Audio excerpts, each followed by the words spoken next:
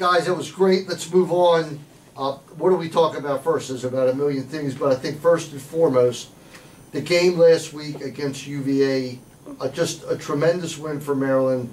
And I've barely forgiven Comcast for making me miss the first half hour of the game. Yeah, how did I become the complaint line for that one? Oh man, I called up Wayne. I called up Rick and gave him hell. I don't know why. You probably should have. There's I someone was good. Well, he's MGN. I mean, he's I know. connected. Right. I watched it on New England Sports Network because I couldn't get it on Comcast, so I went searching through the DirecTV. So Nesson had it. I got Nesson. Yeah. I didn't even know it was on. I should have called you. You should have called me.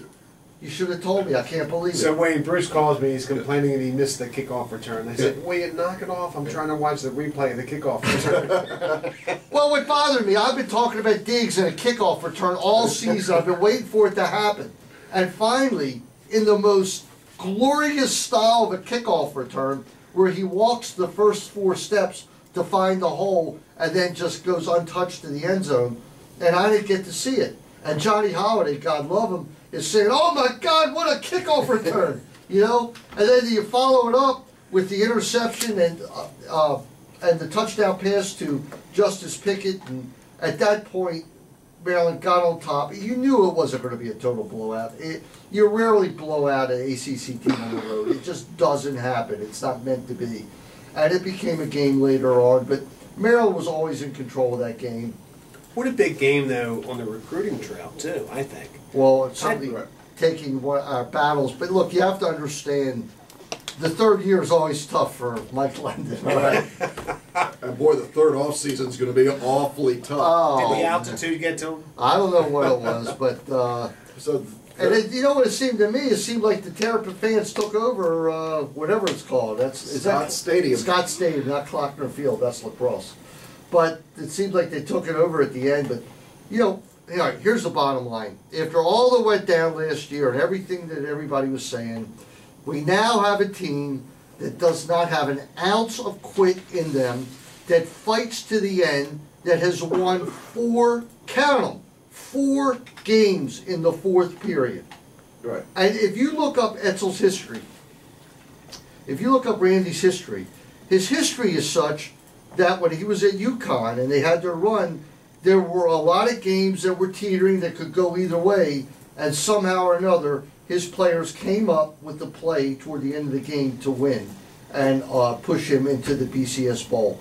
And, all right, we're not being pushed to the BCS Bowl. Of course, you never know what can happen. But I will tell you this much, guys. We play NC State today. We had them on the ropes last year. It's a different team this year. And I will say this. I'm taking it a quarter at a time, a play at a time. I'm not looking ahead. But darn it, if we win today, Rick, I'm going to start getting greedy. All right, because we're going to be 5-2, 3-0 in the conference. And please, nobody tell me, you know, how unbelievable the rest of our opponents are, because they're not. All right? Yeah, maybe that game down in Death Valley is not going to be an easy game. Florida State. All right, we'll agree to that. And Florida State at home is not. But you want to hear something? Don't sell this team short. And here's what it is. College football today is about defense. It's not about offense. It's about defense. If you look at the top teams in the country, everyone has the same persona, a great defense. Look what Notre Dame has done with a great defense. They have vaulted themselves into the national picture. Alabama is all about defense. All right, LSU, you watch the championship game, that was not an offensive game. It's all about defense. And what do we have? We have a defense. There's no doubt about it.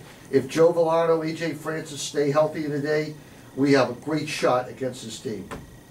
Go ahead, Wayne or Rick, you want to say? Well, I know one team that went a long way on defense that didn't have a great offense around here, and that was the Ravens back in 2000, pulled a show like this. Maryland's outscored their opponents 51-31 in the 4th quarter, and you're right, they finished the game. The only problem I have so far with this team is that I think we're next to last in total offense. So this the rushing thing is beyond belief. All right. Negative yardage against Virginia. Yeah, it's beyond belief, and I do commend them for staying with it, because it's very easy to abandon it when things are going south. Not only did we stay with it, we're a 60-40 run split, so we run the ball 60% of the time. So I hope they give Hills a little more room to wiggle there so he can get that balance back to 50-50. Again, this is Bruce Posner. You're listening to Kelly and Associates Insurance Group Turf Talk. Guys, here's something that befuddles me. The 6 games so far, 3 on the road, 3 at home. The one thing that stands in common is that the team on the road plays better offense. And when they're at home, it's not happening. And it isn't like the easier opponents have been at home. The harder opponents have been on the road. In other words, we've had tougher tests on the road than we have at home. Wake Forest and Connecticut and William and Mary versus West Virginia, and Temple. It's not even close. And yet, when this team gets on the road, it seems like the offense opens up a little bit. Well, I think some of that has been the defense has forced early turnovers. If you look at that Temple game, we jumped on them early because defense forced turnovers. Same thing in against Virginia. You get a kickoff return, it's almost a free 7 points. You get an interception in a short field. So a lot of that has been the defense. The big key today, Bruce, though, I think is 3rd down. Maryland's been miserable on offense on 3rd down. We're like 106 in the country or something like that. You know what? You can take those stats and you know what you can do with them. I agree. The stats don't mean anything. We're 4. The only stat that matters is that we're 4-2. And you know what? We are 2 wins away from doing what nobody in this country thought that we could do. And when you go and listen to some of the ACC sites and some of those ACC shows that now seem to be interminable, there's so many of them, and why there's not an ACC network yet, I don't understand.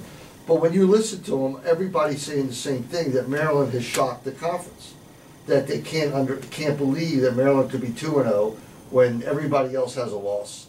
And I don't care what else matters. You're 2-0 in the conference. You're 4-2 overall. Lord knows we should have been 5-1, but we won't cry about that. But we're 4-2 overall. If they could pull that upset today, the next week you're facing a real milestone game. You really are at BC, where this team, and I'm not looking ahead, and so let's stop doing it. But you guys know what I'm talking about. Well, you're saying that's a game they should win up in Boston. I agree with that. Yeah, but a team who's gone through what Maryland has, and I think one of the reasons that they are 4-2 is because Randy doesn't look at any game like they should win. He looks at every game like it's a war and it's a 4-hour battle. They're going to be wars. And they play all out, all in. Is that the slogan? From the get-go. All right, and if Stephon Diggs didn't prove that. Now, if we can get the man the ball a couple more times, who knows what can happen. But go ahead, Wayne. Well, when people say that we needed a playmaker, oh my goodness, did we get a playmaker? That's a guy that's been featured. You mentioned those internal ACC shows. There's segments put together on how Diggs gets open, how he runs away from 5 guys at one time. He's a guy who can get open in a phone booth. Listen, there's no doubt, and I'm sure everybody's seen it. If not, it's on my sites, which will soon have a video section, thanks to Mr. Viner over to my left. The pass that he caught and went for 60 yards, again, it's the exact same play, basically, that he's been running for 3 weeks in a row.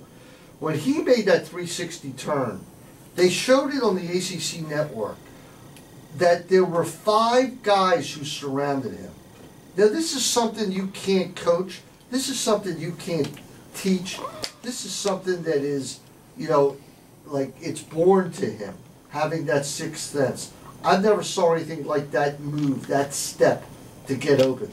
And how about once he made that step, the reaction of everybody in front of him in the open field turned and laid a block on somebody else? It's unbelievable. Why can't the offensive line block, all right, for rushing like they can when he gets the ball? Well, you know what? It's a motivational factor. Stephon is like, you see he's got the ball, and everybody thinks, what's that word? Jailbreak. Get somebody. Get him free. We'll get a touchdown. I think that's how they think. Well, I could see the defense come over to the sidelines, and they go, what happened? They go, I've never seen anything like that. We had the guy, and we never touched him. It's not just that he got away from the guys. He gets away untouched at full speed, while the defense is still running in the wrong direction. It's just amazing. Well, it's a play to be remembered. It was a victory to be remembered. So now Maryland's 4-2 with a shot against Mike Glennon, who certainly had a great game last year against Maryland. He had a great fourth quarter. Great fourth quarter. Look, the guy's got 14 TDs and 7 picks. We are not playing whoever, RG3. This is a guy who's human and can make mistakes, and we can force him into it.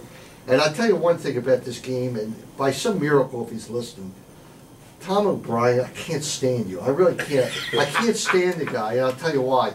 2 years ago, If he was listening, he's not anymore. Well, I don't give a damn, okay?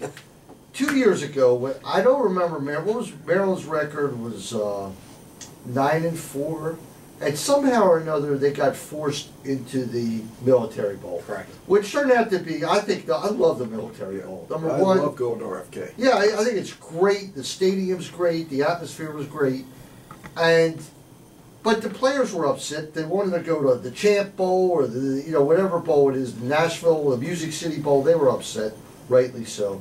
And this guy Tom O'Brien just got on the air, and somebody sent me the tape, and I played it for about a month about Maryland. He said, Maryland, you're going to compare their fans, their situation, their program to NC State? And I tell you what, it just got my craw, you know what I mean?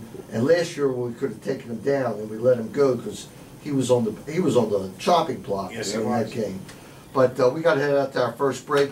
This is Bruce Posner. You're listening to Kelly and Associates Insurance Group TerpTalk. And before we head out, Viner Consulting helps you get the most out of your business technology.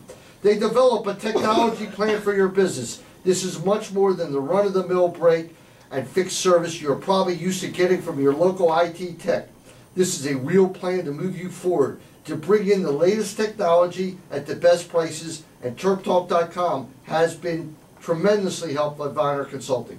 Strong support services and a vision to lay out where you want your company to be down the road. And best of all, the plan is free to your company. Let us come in and help build your future today. Viner Consulting is a proud Microsoft partner, a Lenovo partner, and HP partner. Conveniently based in Rockville, we service the Baltimore, Washington area. Reach us at 240-599-0140 or on the web at www.vinerconsulting.com. We'll be back in just a few moments.